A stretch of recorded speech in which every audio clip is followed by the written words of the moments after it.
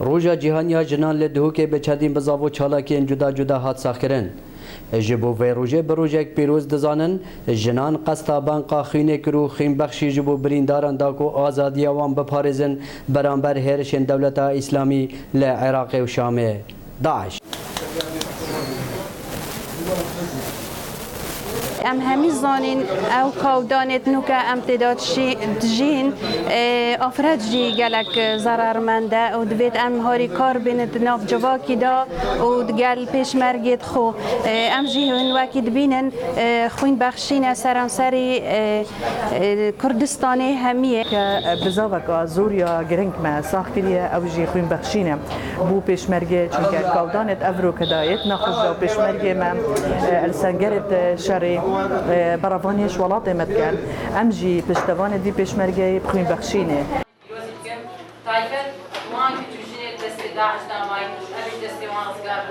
اجبلی دردسریا جواکی و کومالگه ایرو بسادان جن توشی تندوتی جیو رواندنه و دیلو سبای هاتینه بتایبت جنین ازدیل شنگالو در دوران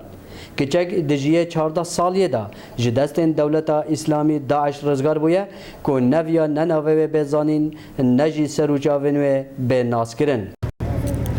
آمد مارا خالی خوابنون عملوه درد قرطي بنو شنا عيداوانو وبشحفت كتكال قرطنو برنا أقاعة كيدا همو قرطنو ادخالي ما همو بشحفي ما قرطنو المادانو ادكشتي هبون پیام آمد و روژه دا اوه که سایکولوژی آوان شنان پیچه بهنا و فرح بکن و سایکولوژیان پیامه که بگهنین و که آبتنینین که ام همی پیگ و دست بدست شین پنگا و گانی بو پاشاروژه که باشتر و گشتر ایشالله ببینه پیش. سلام بالای دنگ امریکا دهک.